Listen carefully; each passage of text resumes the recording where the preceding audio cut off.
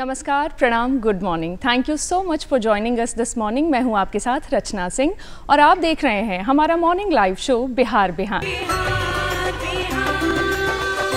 आप देख रहे हैं हमारा मॉर्निंग लाइव शो बिहार बिहान और आपको बता दूं कि हमारे देश के बारे में सबसे अच्छी बात जो है वो है हमारा संविधान। और हमारा संविधान जो है वो हमें कई सारे अधिकार देता है, जिसमें से एक बहुत ही प्रमुख अधिकार है वाक और स्वतंत्रता की अभिव्यक्ति। जी हाँ, freedom of speech and expression जो है ये हमारा संविधान हमें देता है। और आपको बता दूं कि इसी के तहत इसके कई सारे जो हैं उपकरण हैं, जैसे कि समाचार पत्र है, पत्रिकाएँ हैं, रेडियो है, टेलीविज़न है हमारा ये माध्यम, और उसके साथ ही डिजिटल जैसे कई सारे ऐसे माध्यम हैं जो वाक और अभिव्यक्ति की स्वतंत्रता के वजह से ही आज एग्जिस्ट कर रहे हैं और चल रहे हैं।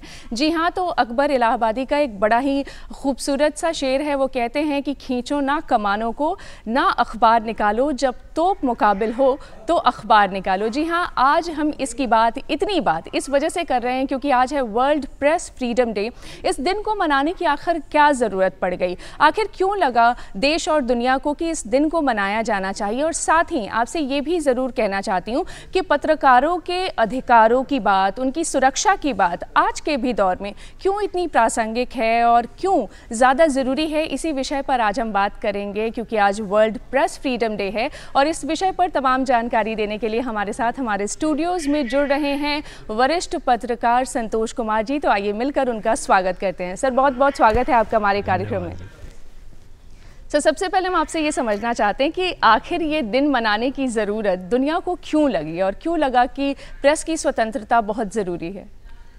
देखिए, प्रेस को देश का चौथा स्तंभ कहा जाता जी। है पूरी दुनिया में, चाहे भारत की बात करें या पूरी दुनिया की बात करें। तो जो कमियां हैं, जो सरकार की खामियां हैं या देश में जो छुपी हुई चीज़ें हैं, जो दबी हुई चीज़ें हैं, उन्हें मीडिया के माध्यम से उजागर किया जाता है और इसीलिए लोकतंत्र का इसे चौथा स्तंभ कहा जाता है। जी। तो मीडिया का मतलब होता है ना कोई डर, ना भय। आपको याद होगा आज़ादी के आंदोलन में जब देश गुलाम था तो उस समय अखबार लोग निकालते थे, चोरी छुपे अखबार निकाल लेते थे, पंपलेट निकालते थे और ब्रिटिश हुकूमत के खिलाफ लड़कर देश की आज़ादी दिलाई। देश की आज़ादी में मीडिया की अहम भूमिका रही। मतलब संदेश जाता था, गांव में कोई बात हुई कहीं तो उसके खिलाफ एक पर्ची छापी जाती थी, एक छोटा सा पंपलेट, और माध्यम से वो भेजा जाता था। लोगों में जागरूकता आती थी कि ये हो रहा है हमारे देश के इस कोने में। तो आज 75 वर्ष हो गए आज़ादी को, लेकिन 75 वर्षों में बहुत कुछ बदल चुका। पहले एक खबरें आने में महीनों लग जाते थे एक जगह से दूसरे, आज सेकंड नहीं लगते हैं। सेकंड और मिनट में कहीं दुनिया भर करके किसी कोने की खबर आज कहीं भी चली आती है। तो ये मीडिया का महत्व है। चाहे अमेरिका ले लें, इंडिया ले लें, यूरोप ले लें, कहीं भी चले जाएं तो मीडिया की अहम भूमिका है और मीडिया के कारण ही आज देश और दुनिया आगे बढ़ रहा है। यही वजह है कि मीडिया फ्रीडम डे मनाया जाता है। इसकी शुरुआत मुझे लगता है कि आज़ादी के पहले से ही थी, लेकिन 2002 में प्रेस फ्रीडम दिवस मनाने की शुरुआत हुई और उसके बाद से लगातार इस दिन को प्रेस फ्रीडम दिवस के रूप में मनाया जाता है और रैंकिंग की जाती है पूरे दुनिया भर में कि किस देश में कितनी रैंकिंग है, फ्रीडम मीडिया की कितनी स्वतंत्रता है। तो इस पर लेकर के पूरी दुनिया भर में रिसर्च चलते हैं और लोगों के सामने लाए जाते हैं। तो आज की स्थिति जो है पूरी दुनिया की आप ले लीजिए तो भारत का रैंकिंग अभी लगभग 159वां है। और मीडिया की स्वतंत्रता ऐसी नहीं बात है, मीडिया की स्वतंत्रता की बात है। तो मीडिया पहले भी स्वतंत्र थी और आज भी स्वतंत्र है। पहले मीडिया में आते थे वकील, आते थे लोग, IAS IPS की नौकरी छोड़कर आते थे, लोग बहुत ज़्यादा बुद्धिजीवी, पढ़े लिखे, बहुत ज़्यादा प्रोफेसर आते थे, टीचर आते थे मीडिया में। लेकिन अब समय बदल गया। पहले मीडिया में लोग सोचते थे सिद्धांत के लिए आते थे कि चौथा स्तंभ है, सच्चाई के लिए आते थे। लेकिन आज स्थिति हो गई है कि आज लोग मीडिया को व्यापार बना दिया गया है। कारपोरेट कल्चर हावी हो गया है मीडिया में। बड़े बड़े कारपोरेट घराने, बिजनेसमैन आज मीडिया में आ गए हैं। पहले मीडिया में वो लोग आते थे जो सिद्धांत की बात करते थे, देश हित की बात करते थे, लेकिन आज व्यवसाय हावी हो गया है। आप देख लीजिए कि मीडिया में अब खबरें जो आती है वो व्यापारिक खबरें हो जाती है, व्यवसाय हो गया, हावी हो गया है। मतलब बिजनेसमैन अब मीडिया को बिजनेस के रूप में इस्तेमाल करते हैं, एक हथियार के रूप में इस्तेमाल कर रहे हैं। यही वजह है कि आज मीडिया की स्थिति धीरे धीरे मतलब कमी है पहले की तुलना में। स्वतंत्रता पहले वाली नहीं रही अब। जी जी जी। क्योंकि बिजनेस जहां हावी होगा, जहां आर्थिक युग आ जाएगा, तो जहां आर्थिक युग आया वहां पे निश्चित तौर पर खामियां आएगी। बिल्कुल बिल्कुल। और सर जैसा कि अभी आप चर्चा कर रहे थे कि मिशन से ये शुरू होकर के अब प्रोफेशन की तरफ बढ़ गया है, तो जब प्रोफेशनलिज्म आ जाती है तो फिर कॉरपोरेट घराने और बाकी लोग भी आ जाते हैं, और ऐसे में हमारे इस माध्यम की जो विश्वसनीयता है वही सबसे ज़्यादा बड़ी चीज़ है जिसको हम बचाए हुए हैं और बनाए हुए हैं अभी भी। प्रेस की स्वतंत्रता को आप कैसे देखते हैं सर, और मौजूदा संदर्भ में अगर मैं समझना चाहूँ तो क्या चीज़ें हैं जो बदली हैं या क्या बदलाव लाने की ज़रूरत है, या आपकी नज़र में वो कैसे है? देखिए, प्रेस की स्वतंत्रता पहले भी थी और आज भी है। माध्यम बदल गया है जी। जहाँ कारपोरेट कल्चर हावी हो गए हैं वहाँ प्रेस की स्वतंत्रता में कमी आई है, और कई सारे माध्यम भी आ गए हैं। कई सारे माध्यम आ गए। हाँ। आप देखिए वहीं यूट्यूब चैनल आ गए जी, मतलब जो छोटे छोटे अखबार आ गए हैं, तो वहाँ स्वतंत्रता अभी जो स्वतंत्रता पहले आज से 50 साल पहले 30 साल पहले मीडिया के जो अखबार और टीवी के थे वो स्वतंत्रता अब नहीं रही, क्योंकि वहाँ कारपोरेट कल्चर हावी हो गया है और कारपोरेट नहीं चाहता कि भाई उनका बिजनेस प्रभावित हो। तो इसलिए अब मीडिया एक प्रकार से जॉब हो गया, पहले मिशन था अब व्यवसाय हो गया है।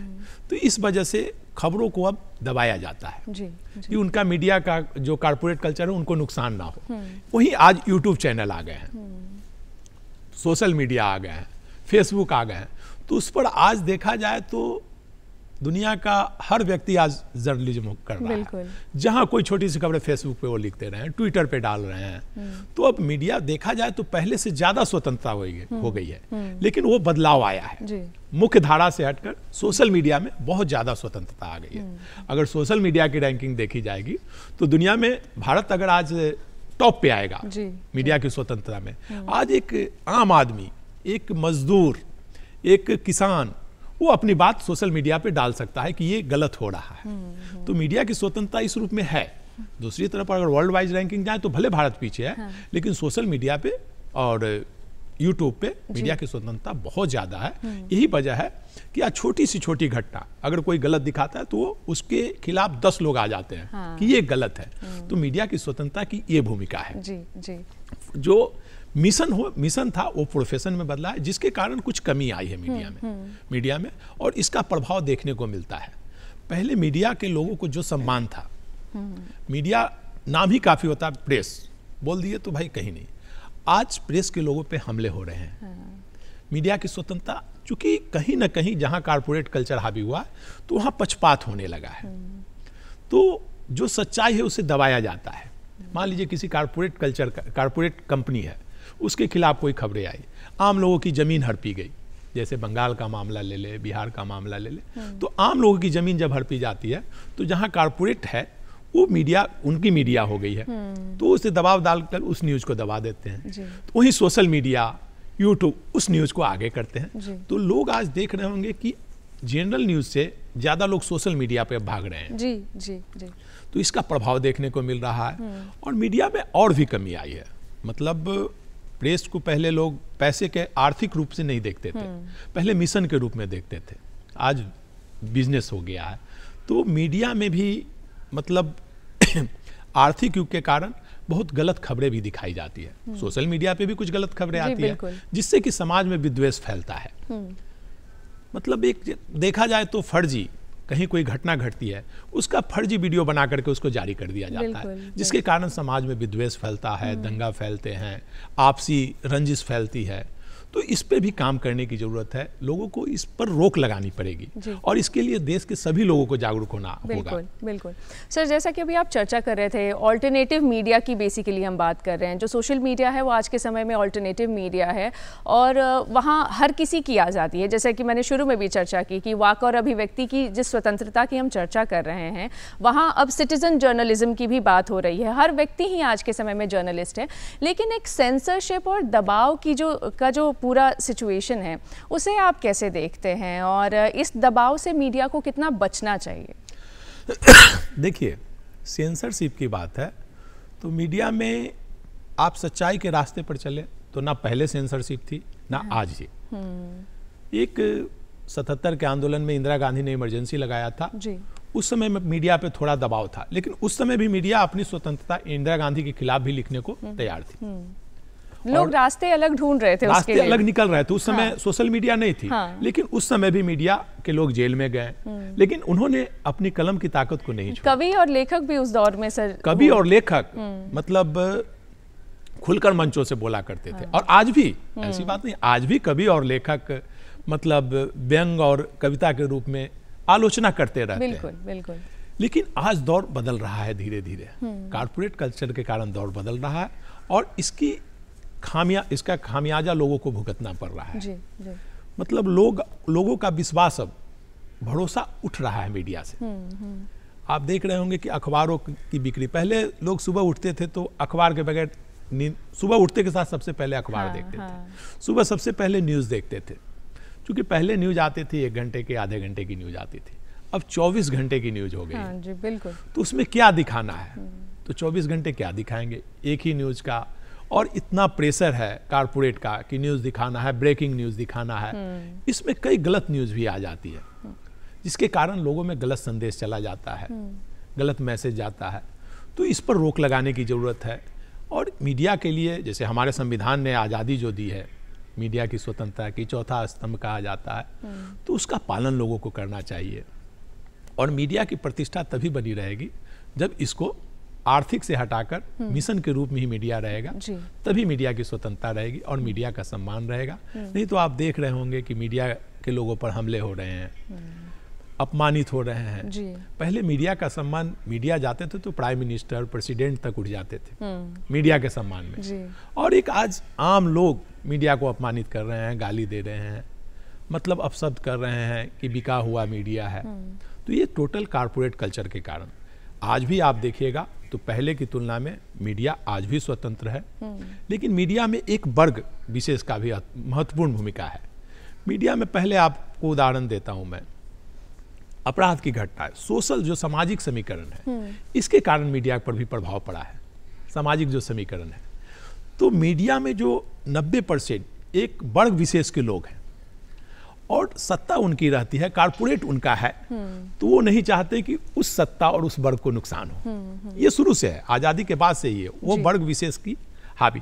अब उस वर्ग विशेष में कुछ परसेंटेज आए हैं जिनको ये बात हजम नहीं होती है और सत्ता में परिवर्तन हुआ, उस वर्ग विशेष के जगह दूसरा वर्ग विशेष सत्ता में आया, तो यहाँ एक प्रतिद्वंदिता आई और मीडिया में इसमें विचारधारा में मतभेद शुरू हुआ। आप देखते होंगे कि मीडिया मतलब बहुत सारे कारण उसके होते हैं जिसमें मीडिया बहुत बातें नहीं दे पाती है। जैसे एक बोला जाता है कि अगर आप भोज में बैठे हुए हैं आप, तो कोई अपना आदमी अगर परस रहा है तो 2 मिठाई ज़्यादा, आपका अपना आदमी हो तो आपके पत्तल पे 2 मीठा ज़्यादा दे देगा। तो मीडिया में भी कमोबेश यही बात आ गई है। मीडिया भी अब पक्षपात कहीं ना कहीं करने लगा है, जिसके कारण मीडिया को अपमानित होना पड़ रहा है। मीडिया पर से लोगों का भरोसा उठ रहा है, कमा है, पूरी तरह से अभी भी नहीं उठा है, शिफ्ट हो गया है मीडिया का भरोसा। जो मुख्य धारा थी मीडिया की, उससे सोशल मीडिया पर अब लोगों को भरोसा ज्यादा हो रहा है। तो मुख्य धारा के जो लोग हैं, जो कारपोरेट कल्चर के लोग हैं, उनको अपनी प्रतिष्ठा बचाने के लिए, अपना जो सम्मान बचाने के लिए, मतलब कहीं ना कहीं मुख्य धारा में रहना पड़ेगा और सच्चाई को सामने लाना पड़ेगा। सच्चाई को अगर छुपाइएगा तो अब सोशल मीडिया का युग आ गया है, सच्चाई छुपती कहीं ना कहीं से आ ही जाएगी। सच्चाई आ जाती है तो इससे विश्वसनीयता समाप्त होती है। तो मुझे और आपको अपनी विश्वसनीयता बचाने के लिए सच्चाई से दूर नहीं भागना होगा। 10% 20% आप पक्षपात कर लें, लेकिन 100% पक्षपात ना करें, नहीं, तभी मीडिया का सम्मान। बिल्कुल सर, जैसा कि अभी आप चर्चा कर रहे थे कि मेन स्ट्रीम से कैसे अब हम सोशल मीडिया की तरफ शिफ्ट हो गए हैं, और चूंकि जैसे कि मैंने पहले भी कहा कि अब हर व्यक्ति ही पत्रकार है, आप भी इस बात की चर्चा बार बार कर रहे हैं। तो जब हम चुनौतियों की बात करते हैं तो इस तरीके की चुनौतियां जो हैं वो आम तौर पर सामने आती हैं, लेकिन देश और दुनिया को जब आप देख रहे हैं, हमारे भारत देश की मैं चर्चा कर रही हूँ, और दुनिया से जब हम इसका कंपैरिजन करते हैं, जब इसकी हम तुलना कर रहे हैं, तो ऐसे में प्रेस की स्वतंत्रता को आप कैसे देखते हैं? क्योंकि जैसा कि अभी आप चर्चा कर रहे हैं कि कॉरपोरेट का बहुत दबाव है, तो ऐसे में देखिए, दुनिया भर में मीडिया की स्वतंत्रता की बात है तो दुनिया भर में मीडिया की स्वतंत्रता है और इंडिया में भी है। जी। इंडिया में भी ऐसे नहीं कि मीडिया पर दबाव है कि आप ये खबरें ना रोकें, कोई दबाव नहीं है। मतलब आर्थिक युग जो आया, लोग खुद व खुद गुलाम हो गए हैं। मतलब स्वयं, मतलब एक चरण वंदना की जो बात होती है, तो मीडिया के लोग स्वयं भाई की हो गए हैं कि नहीं, इससे व्यक्ति विशेष नाराज हो जाएगा, हमारी कंपनी नाराज हो गई। ऐसा नहीं है। जो मीडिया के कारपोरेट घराना भी है, वो भी ये नहीं कहते कि आप सच्चाई को छुपा, लेकिन हम और आप जैसे लोग स्वयं जो भी है मीडिया में, तो वो उनका पर्सनल जो रिलेशन है, मतलब मिशन से जगह पर्सनल रिलेशन हावी हो गया। पर्सनल रिलेशन के कारण मीडिया प्रभावित हो रही है, जिसके कारण मीडिया की विश्वसनीयता कमती जा रही है जी। तो यही वजह है, दुनिया की मीडिया, वर्ल्ड वाइड मीडिया और भारत की मीडिया में यही अंतर है। आज अमेरिका चले जाए, वहाँ प्रेस कॉन्फ्रेंस होता है, तो प्रेसिडेंट के खिलाफ भी लोग, मिस्टर प्रेसिडेंट आपका ये निर्णय गलत है।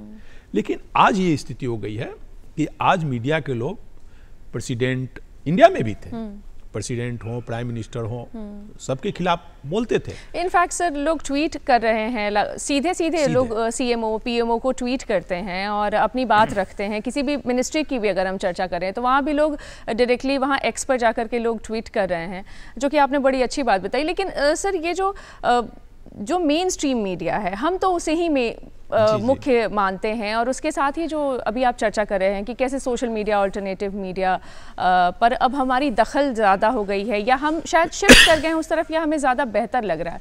ऐसे में मेन स्ट्रीम मीडिया का आगे आने वाले समय में क्या होना है, और किस तरीके से ये अपने आप को बचाए रखे, क्योंकि बहुत मैस ऑडियंस है जो उस तरफ है। अभी भी लोग टेलीविज़न के माध्यम से ही न्यूज़ देखते हैं, अभी भी इंटरनेट तो आ गया है, लेकिन फिर भी टेलीविज़न जो है उस पर ज़्यादा डिपेंडेंसी है। तो ऐसे में मेन स्ट्रीम मीडिया अपने आप को कैसे बचाए? देखिए, आज भी इंडिया में ना तो प्राइम मिनिस्टर की तरफ से कोई दबाव है कि आप खबरें ना दिखाएं, ना प्रेसिडेंट की तरफ से, ना किसी पार्टी विशेष की तरफ से। बोले ना, आर्थिक युग में लोग स्वयं गुलाम हो चुके हैं, स्वयं कि भाई नहीं, इससे ये फलाना व्यक्ति, स्वयं खबरों को दबाने लगे हैं। लेकिन जो दौर आ रहा है, तो मीडिया के आप चले जाइए अमेरिका यूरोप की घटना, तो आज से 10 साल पहले ही मेन स्ट्रीम जो चैनल हैं और अखबार, उनकी जगह सोशल मीडिया ने बहुत पहले ले लिया है, और 10 साल पीछे है इंडिया। हाँ। तो यहाँ भी धीरे धीरे अगर मीडिया में, मेन स्ट्रीम के मीडिया में अगर चेंजेस नहीं आए, तो धीरे धीरे यहाँ भी सोशल मीडिया और यूट्यूब, फेसबुक वो हावी होता जाएगा। और मेन स्ट्रीम आप देख रहे होंगे, मुझे लगता है कि अब 50% लोगों ने मेन स्ट्रीम न्यूज़ और अखबार देखना छोड़ दिया। पहले था कि कोई भी अखबार सुबह पढ़ने के लिए मारा मारी होती थी, पहले हम देखेंगे, कोई खेल पेज ले लेता था, तो कोई राजनीतिक ले लेता था, तो कोई देश विदेश, अखबार सारे घर में बट जाते थे, जिसकी जो रुचि है वो पढ़ते थे। लेकिन आज वो बंद हो गया है। अखबार देखा, फर्स्ट पेज रख दिया। टीवी जैसे ही न्यूज आता है, लोग चैनल बदल देते हैं, मतलब कपिल शर्मा का शो देखने लगते हैं, कॉमेडी, मतलब कुछ भी देखने लगते हैं, जी एंटरटेनमेंट वाले शो, एंटरटेनमेंट शो देखने लगते हैं। न्यूज से लोगों को अब एलर्जी टाइप की, एक ही न्यूज, मतलब गलत न्यूज कहा जाए तो मुझे इस बात कहने में कोई ये नहीं लगेगा कि भाई मेन स्ट्रीम से लोग का विश्वास भरोसा उठता जा रहा है, और उसे खुद बचाना होगा। क्योंकि कहीं भी आप किसी शहर में घटना घटती है, तो आप वहाँ शहर की घटना को आप भले दूसरी जगह आप दिखा देंगे कि भाई वो गलत घटना है, लेकिन शहर के लोग तो जानेंगे, वहाँ से फिर फेसबुक और ट्विटर पे आएंगे। अभी मैं एक कश्मीर की घटना का जिक्र कर रहा हूँ। एक हस्बैंड वाइफ शादी के बाद गए थे वहाँ, बिल्कुल, और वो अपना पिक्चर एक उन्होंने फेसबुक पर शेयर किया था, और उस पिक्चर को दिखा दिया गया कि भाई ये नेवी के अधिकारी हैं, इनकी हत्या हो गई है, पत्नी रो रही है। उन्होंने सोशल मीडिया पर खुद जारी किया कि क्यों मुझे प्रताड़ित किया जा रहा है, इसे बंद किया जाए, हम लोग जीवित हैं, ना ही मैं नेवी का अधिकारी हूँ। तो इस तरह से तुरंत सच्चाई सामने आ जाती है, तो इसके कारण भरोसा उठता है मेन मीडिया से। तो इसको मीडिया को खुद बचाना होगा, मेन स्ट्रीम को, कारपोरेट कल्चर को भी बचाना होगा, सबको मिलकर के। आज कारपोरेट कल्चर भले व्यवसाय के रूप में ले रहे हैं, जो भी व्यवसायी हैं, तो इस पर नहीं कंट्रोल करेंगे तो उनका व्यवसाय भी खत्म होगा, मीडिया की प्रतिष्ठा भी समाप्त होगी। और धीरे धीरे आप देखते हैं कि जिस प्रकार पानी के धार को नहीं रोका जा सकता है, एक जगह से रोकेगा तो दूसरी तरफ से निकलेगा, उसी प्रकार से मीडिया है। मीडिया को अगर एक तरह कारपोरेट कल्चर बांधेगा तो दूसरी तरफ से वो अपना रास्ता बनाएगा, और न्यूज कहीं ना कहीं आम लोगों के सामने आएगी।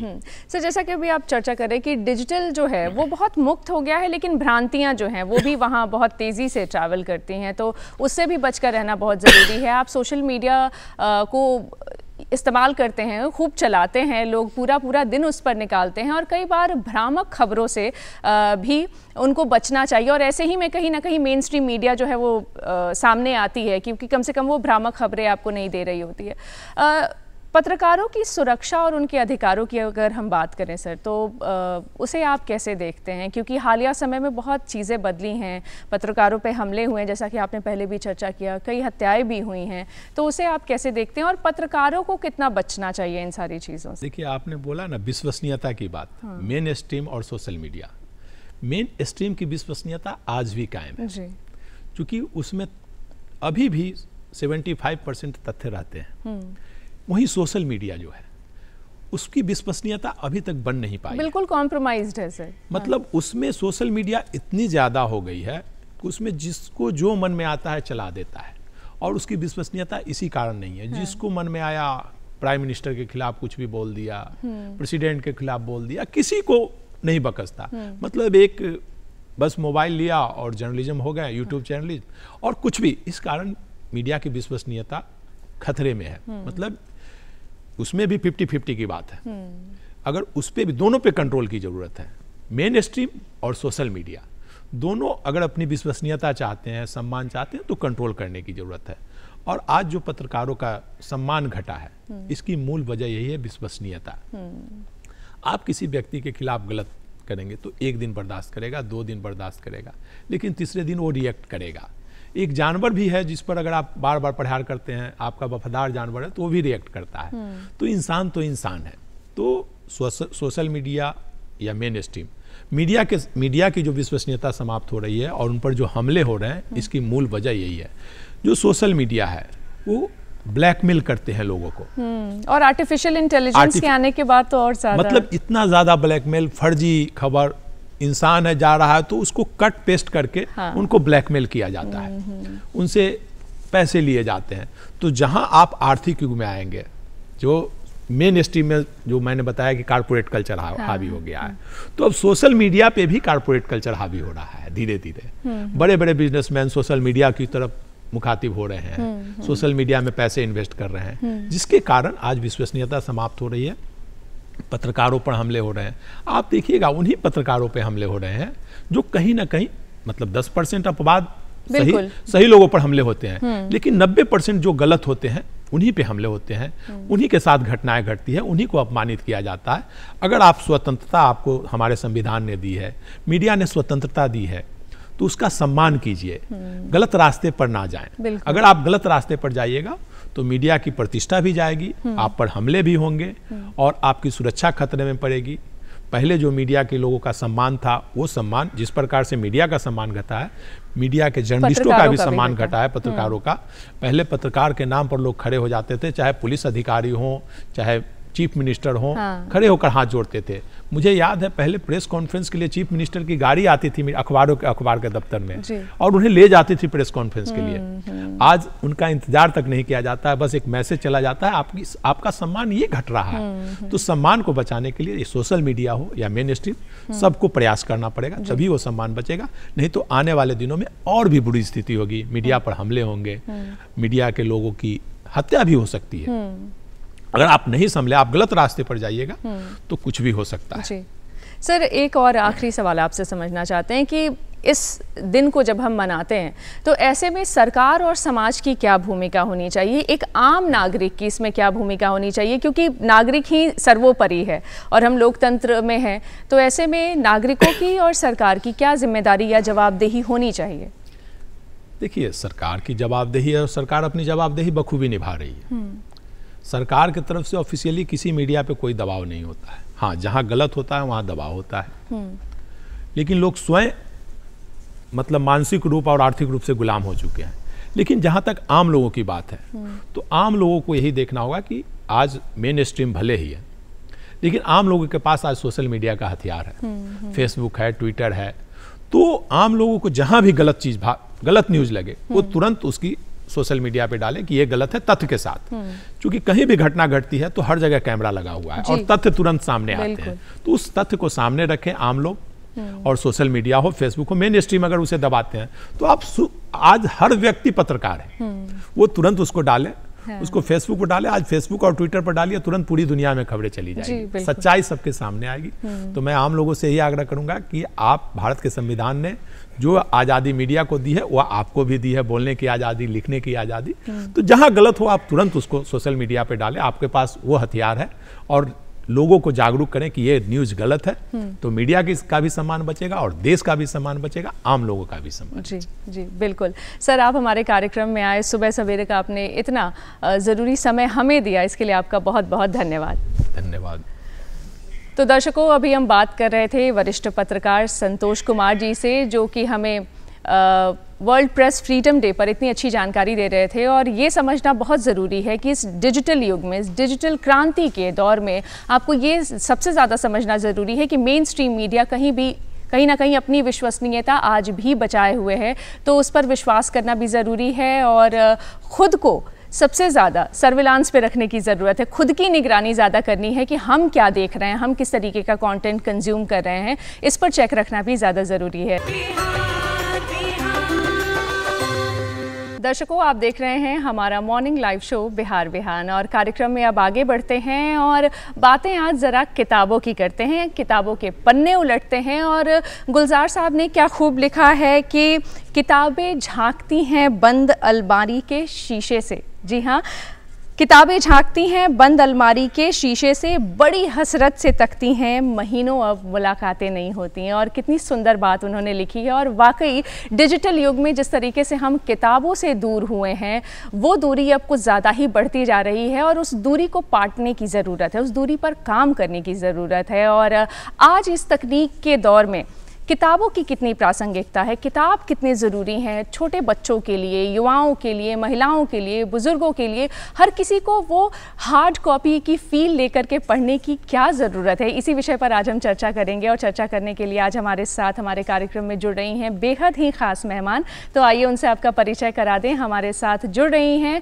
बेबी कुमारी जी, जो सहायक प्राध्यापक हैं किसान कॉलेज नालंदा से। मैम, बहुत बहुत स्वागत है आपका हमारे कार्यक्रम में। मैम, किताबों में आपकी बड़ी रुचि रही है और किताबों से आप बचपन से जुड़ी रही हैं। अपनी इस यात्रा के बारे में हमें ज़रा बताइए कि कैसे किताबों से आपका ये प्रेम शुरू हुआ। किताबों से प्रेम तो मुझे बचपन से ही था, खास करके जब मैं जूनियर क्लास में थी, 5-6 में पढ़ती थी, उस समय भी जो लंबी लंबी कविताएं होती थी, जैसे लक्ष्मीबाई की कविता थी वो, फिर वीरों का कैसा हो वसंत, या फिर रश्मि दत्ती की पर बहुत लंबी सी कविता थी, तो वो सब कविता मैं याद कर लेती थी। और बस ऐसा नहीं कि हिंदी से मेरी कुछ खास रुचि थी, बस इसलिए कि मुझे स्वर में पढ़ना बहुत अच्छा लगता था और उसे मैं याद करके हमेशा गुनगुनाते रहती थी। लेकिन मेरी सब अधिक रुचि गणित में थी। अच्छा। और हिंदी से बस एज एक विषय, सब्जेक्ट के रूप में मैं हिंदी पढ़ती थी और कविता से मेरी रुचि थी। लेकिन जब मैं इंटरमीडिएट में आई तो वहाँ एक हिंदी के ही सहायक प्राध्यापक थे, जो अभी वर्तमान में गणेश दत्त महाविद्यालय में सहायक प्राध्यापक हैं। तो उनसे मेरी मुलाकात हुई। वो मेरे गांव के दामाद भी लगते थे और मैं उनसे, मेरे पिताजी का संबंध भी था। अच्छा। पुराना संबंध था। तो उन्होंने मुझे लेकर उनके पास गए, बोले इंटर में ये एक हिंदी रखिए। मेरा साइंस विषय था, मैथ से लेकर मैं इंटर कर रही थी और एज ए एक सब्जेक्ट अनिवार्य विषय के रूप में हिंदी भी रखी थी। तो उन्होंने कहा कि इसको थोड़ा सा हिंदी पढ़ा दीजिए, हिंदी में बहुत कमज़ोर है।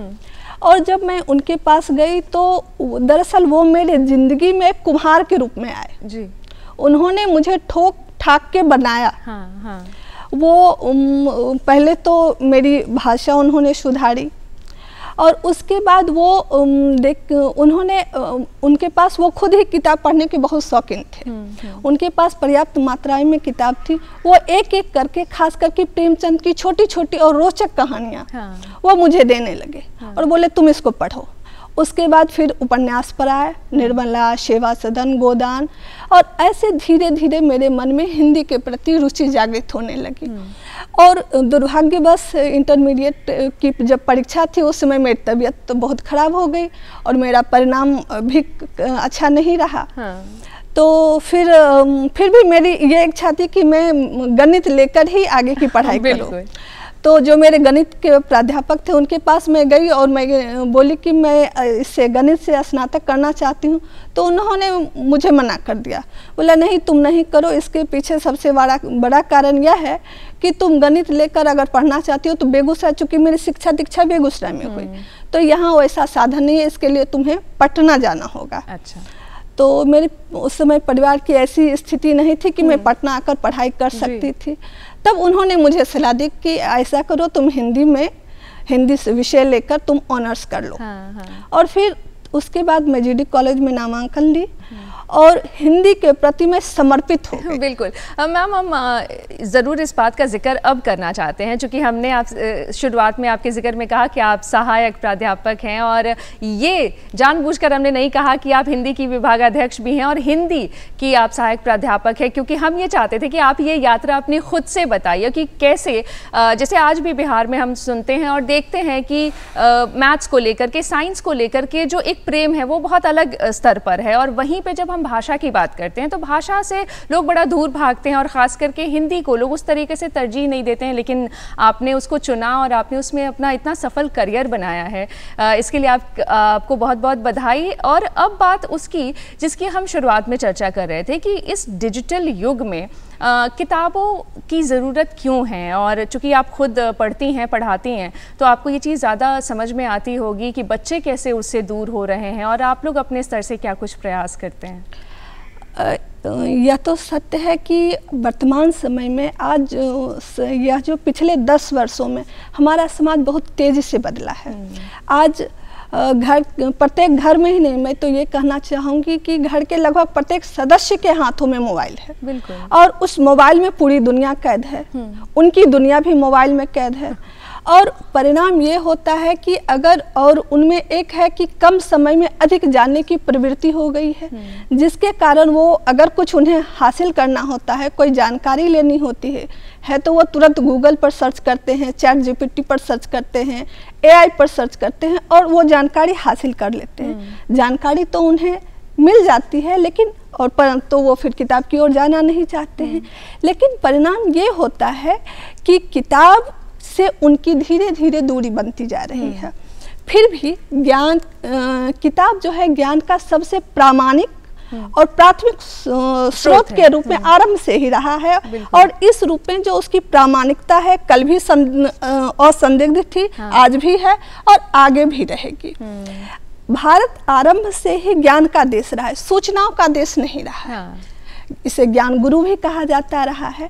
तो ऐसे में जो हमारे बच्चे हैं, हमारी नई पीढ़ी है, वो जो यूट्यूब या फिर सोशल मीडिया के जरिए जो ये सूचनाएं एकत्रित कर रहे हैं, इससे उनकी सूचना की पिपासा तो बुझ रही है, किंतु उनके भीतर ज्ञान की जो तृप्ति होनी चाहिए वो नहीं हो पा रही है, उनका ज्ञान सतही हो रहा है।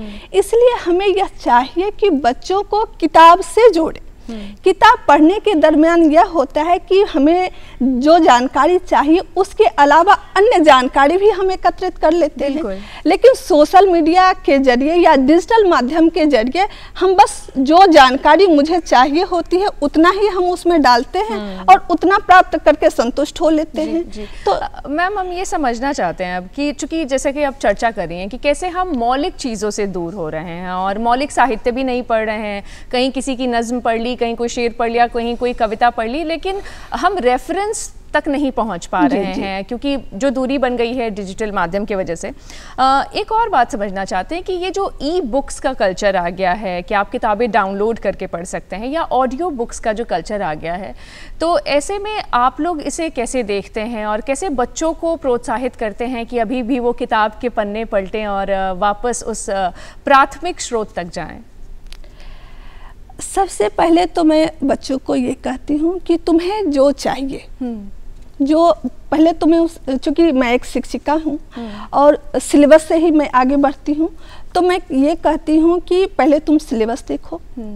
सिलेबस में जो तुम्हें जानकारी होती है, अगर तुम्हें तुरंत चाहिए, ठीक है, तुम सोशल मीडिया से उसे हासिल कर लो, लेकिन वो चूँकि सोशल मीडिया पर जो सामग्री है उसमें अधिकांश सामग्री या बहुत अधिक सामग्री ऐसी भी है जो भ्रामक है, जो नकली है, जो आप जानना कुछ चाहते हैं और आपको देती कुछ और है। ऐसे में आप दिशा भ्रमित हो सकते हैं, आपका ज्ञान जो है वो अधूरा और कच्चा हो सकता है। तो इसलिए वो जिस ज्ञान को आप वहाँ से हासिल कर रहे हैं वो ज्ञान सही है या नहीं, इसकी सत्यता की जानकारी के लिए आप किताब तक जाएं और जो प्रामाणिक पुस्तकें हैं उन्हें पलटें, उन्हें देखें, उनका अध्ययन करें और फिर दोनों को जोड़कर आप देखें। अच्छा जी। और दोनों को जोड़कर और तब एक आप अपनी समझ विकसित करें, तभी आप आगे बढ़ सकते हैं। जैसा कि मैम अभी आप चर्चा करें, हम लगातार अपने इस माध्यम से भी इस बात पे चर्चा करते हैं कि छपी हुई चीज़ों को पढ़ने का जो सुख है वो डिजिटल में नहीं है। तो ऐसे में जो लोग शोधार्थी हैं, चूँकि अब किताबों से अलग भी कुछ और भी ऐसे माध्यम हैं जो उन्हें सर्च करना पड़ता है, तो शोधार्थियों को आप क्या कहना चाहती हैं? चूँकि एक प्लेजरिज्म का भी मुद्दा सामने आता है इस समय, तो कंटेंट जब वो पढ़ रहे हैं या खुद से जब वो लिख रहे हैं तो डिजिटल का कितना सहारा लें या कितना उससे बचें? पहले इसमें आपने दो प्रश्न किया। पहले सुख की बात की, जो डिजिटल और जो प्रिंट मीडिया है, उस प्रिंट रूप में जो पुस्तकें हैं उसमें दोनों में जो फ़र्क है उसे मैं एक उदाहरण के द्वारा समझाना चाहूँगी कि जैसे हम वीडियो कॉलिंग पर बात करते हैं और फेस टू फेस बात करते हैं, आमने सामने बैठकर बात करते हैं, तो दोनों के आनंद में जो फ़र्क है वही फ़र्क प्रिंट रूप में जो पुस्तकें हैं और जो डिजिटल रूप में पुस्तकें हैं उसमें फ़र्क है। बहुत सुंदर बात कही आपने। हम वीडियो कॉल पर बात करते हैं तो अपने भावों का संप्रेषण कर लेते हैं, आदान प्रदान कर लेते हैं, लेकिन अगर चाहते हैं उसकी पीठ थपथपाना तो उसे नहीं थपथपा पाते हैं। अगर चाहते हैं उसके दुख में शरीक होने के लिए गले लगकर रोना तो वो नहीं कर पाते हैं। उसी प्रकार जो किताब पढ़ने का जो एक स्पर्श सुख है वो हमें डिजिटल माध्यम से प्राप्त नहीं होता है। किताब पढ़ते समय उसमें जब हम किताब को बंद करते हैं तो उसमें हमारी कई भावनाएं, कई संवेदनाएं भी बंद हो जाती हैं और जब हम पुनः किताब को पलटते हैं तो हम फिर उसी कल्पना लोक में जाते हैं जिस समय मैं उस पन्ना को पलट कर पढ़ रही थी। और यह सुख डिजिटल माध्यम में उपलब्ध नहीं हो पाता है। तो पन्नों की सरसराहट की एक संगीत भी होता है, वो भी हमें वहाँ नहीं मिलती है। और दूसरी बात जो आपने कही शोधार्थियों के लिए, तो अभी जितने भी शोध हो रहे हैं, यूजीसी का यह मापदंड आया है कि वो जितने भी शोध प्रकाशित हो रहे हैं उन सबको शोध गंगा पर डाल दिया जाए, जिससे ये शोध की जो चोरी पहले होती थी, लोग करते थे 10 शोध ग्रंथ को, शोध ग्रंथ को एक जगह जमा करके उससे छांट के लिख लेते थे, उसमें थोड़ी बहुत कमी तो होगी। और दूसरा एक प्रवृत्ति यह भी विकसित हो रही है कि आजकल लोग खुद भी मेहनत करना नहीं चाह रहे। वो क्या करते हैं, चैट जीपीटी का सहारा लेते हैं, एआई का सहारा लेते हैं। तो इससे इन सोशल माध्यम जो है या डिजिटल माध्यम जो है, इसके कारण उनकी सोचने समझने की क्षमता भी कम हुई है और लेखन शक्ति भी उनकी कमजोर हुई है। इसलिए मैं जो शोधार्थी हैं उन्हें मैं यह कहना चाहूँगी कि पहले आप जिस विषय पर शोध करते हैं पहले उनसे संबंधित टेक्स्ट को पढ़िए। अच्छा। जो प्रिंट माध्यम में आपके पास उपलब्ध जुड़ा साहित्य जी, जो साहित्य है, फिर उससे संदर्भित जो पुस्तकें हैं आप उनका अध्ययन करें और उसके बाद आप प्रिंट मीडिया का भी सहारा लें और डिजिटल मीडिया का भी सहारा लें और फिर दोनों को मिलाकर और दोनों के सह अस्तित्व से जब आप आगे बढ़ेंगे तब आप चमकेंगे। जी बिल्कुल। और जो कि मौजूदा समय में रिक्वायरमेंट्स चूँकि अब बढ़ गई हैं और हर तरीके से, चूँकि आपके पास हमेशा किताबें मौजूद भी नहीं रहती हैं तो आपको डिजिटल का सहारा लेना पड़ता है, पीडीएफ। ये हमारी आज आवश्यकता बन गई बिल्कुल है। मैम एक और बात समझना चाहते हैं, चूँकि आप साहित्य प्रेमी हैं, साहित्य में आपकी इतनी रुचि रही है, हम किताबों की ही चर्चा कर रहे हैं तकनीक के इस युग में, कौन कौन से ऐसे साहित्यकार हैं या लेखक हैं, कवि हैं जिनको ज़रूर पढ़ना चाहिए, भले वो छात्र जो है वो हिंदी साहित्य का ना भी हो, वो किसी भी विधा का हो, लेकिन कौन कौन सी ऐसी रचनाएं हैं जो ज़रूर पढ़ी जानी चाहिए, बच्चों को भी, युवाओं को भी, महिलाओं को भी और बुज़ुर्गों को भी? इसे कैटेगराइज करके भी आप बता सकते हैं। सबसे पहले तो मैं यह कहूँगी कि आज हमारा जो भारतीय समाज है उसे सूचनाओं से अधिक संस्कार की आवश्यकता है, संस्कृति और ज्ञान के संरक्षण की आवश्यकता है, जो आज हमारे समाज से धीरे धीरे विलुप्त होती जा रही है। हम भारतीय संस्कृति को भूलते जा रहे हैं और पाश्चात्य संस्कृति को अपनाते जा रहे हैं।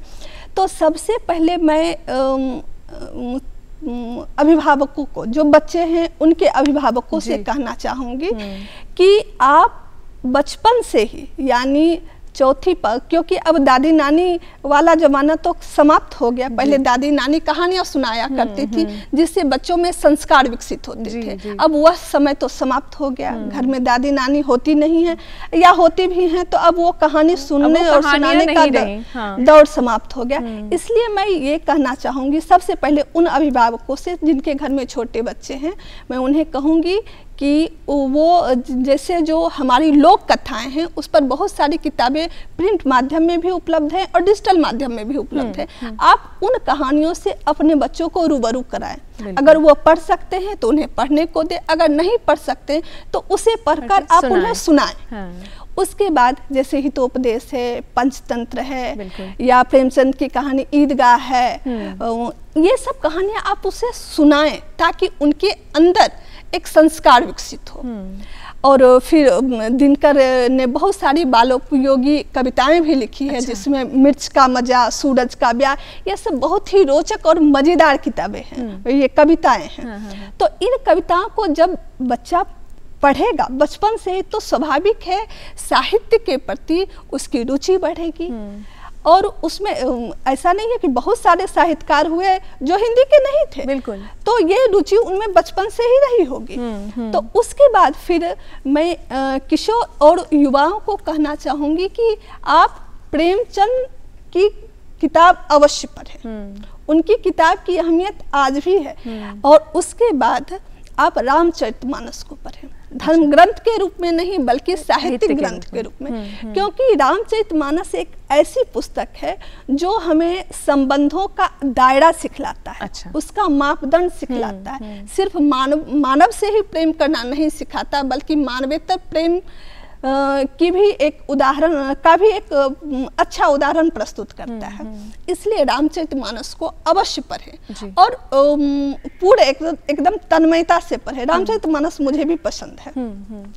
उसके बाद फिर उन किताबों को पढ़ें, उन कहानियों को पढ़ें जिससे आपका चारित्रिक निर्माण होता है। आप रहीम, कबीर, बिहारी आदि की बहुत सारे ऐसे दोहे हैं जो जीवन की गुत्थियों को सुलझाते हैं, जीवन के रहस्यों को सुलझाते हैं।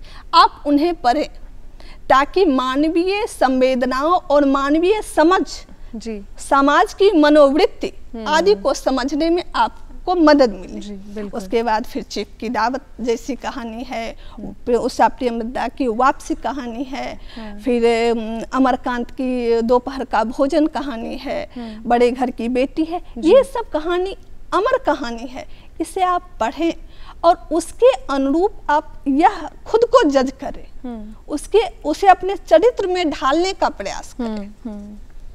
जी, और एक और बात समझना चाहते हैं मैम, चूँकि किताबों की इतनी चर्चा हो रही है और किताबों की जब चर्चा होती है तो वो एक ऐसा रस है जिसमें कई बार गोते लगाने का मन करता है, कई बार डूबने की इच्छा होती है। और चूँकि डिजिटल युग में जिस तरीके से भ्रांतियाँ सामने आई हैं, उसे आप कैसे देखती हैं? क्योंकि कई बार बच्चे जब परीक्षाओं में लिखते हैं तो वो चूँकि जैसा कि अभी आप कह रही थी कि एआई का सहारा लेते हैं या किसी और ऐसे माध्यम का, टेक्निकल किसी माध्यम का सहारा लेते हैं, तो ऐसे में बच्चों को इससे कितना बचना चाहिए, खास करके युवाओं को और उनको भी जो प्रतियोगी परीक्षाओं की तैयारी कर रहे हैं? जहाँ तक बचने की बात है तो मैं ये कहूँगी कि आप जो सबसे पहले आप आजकल करते क्या, सबसे पहले लोग ये डिजिटल माध्यम का ही उपयोग करते हैं। तो ठीक है, आप उसकी रुचि को आप बदल नहीं सकते। समाज जिस गति से आगे बढ़ रहा है आप उस पर अंकुश नहीं लगा सकते। आप बढ़ रहे हैं ठीक है, लेकिन उसकी प्रामाणिकता आप पहले जांचें। आप मैं सबसे पहले यह कहना चाहूँगी, एक बात मैं अपनी तरफ से पहले जोड़ना चाहूँगी कि एक तो बात बहुत अच्छी हुई है कि प्रिंट माध्यम से पहले ऐसी पुस्तकें प्रकाशित होती थी और कुछ दिनों के बाद वही बाजार से विलुप्त हो जाती थी। ऐसे में जो शोधार्थी होते थे उन्हें काफ़ी परेशानी होती थी। तो उसका जो डिजिटलीकरण हुआ है, इससे तो यह जो दुविधा थी, असुविधा थी, वो सब दूर हो गई है। और मैं तो ये कहना चाहूँगी कि पहले जितनी भी पुस्तकें हैं जो अब लुप्त प्राय हो चली हैं या जिनका प्रकाशन बंद हो गया है, उन पुस्तकों का तो जो सॉफ्ट कॉपी है उसे तैयार कर आप सोशल मीडिया के माध्यम से या जिस माध्यम से जहां संग्रहित करना चाहते हैं वहां आप जरूर संग्रहित कर दें ताकि सबको फायदा हो। और दूसरा, जो आप जिन पुस्तकों को आप आजकल कुछ ऐसी पुस्तकें भी हैं जो सिर्फ डिजिटल माध्यम से ही उपलब्ध हो पाती हैं, जिसका प्रिंट माध्यम नहीं आता है, तो उसकी भी जो समय सीमा है सीमित है। क्योंकि ये जो है, आप अगर आपके पास बिजली नहीं है, इंटरनेट नहीं है, तो आप उसका उपयोग नहीं कर सकते। बिल्कुल।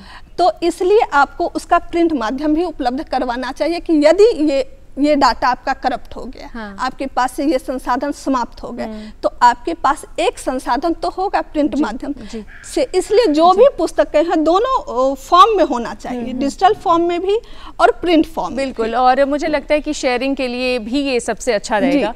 मैम, आप हमारे कार्यक्रम में आई, हमारे दर्शकों के लिए आपने इतना वक्त निकाला और इतनी अच्छी जानकारी हमें दी, इसके लिए आपका बहुत बहुत धन्यवाद। तो दर्शकों, आज के लिए बस इतना ही। अगली सुबह आप हमारा फिर से इंतज़ार कीजिएगा, क्योंकि बिहार बिहान लेकर हम वापस आएंगे। आप देखते रहिए DD बिहार। नमस्कार।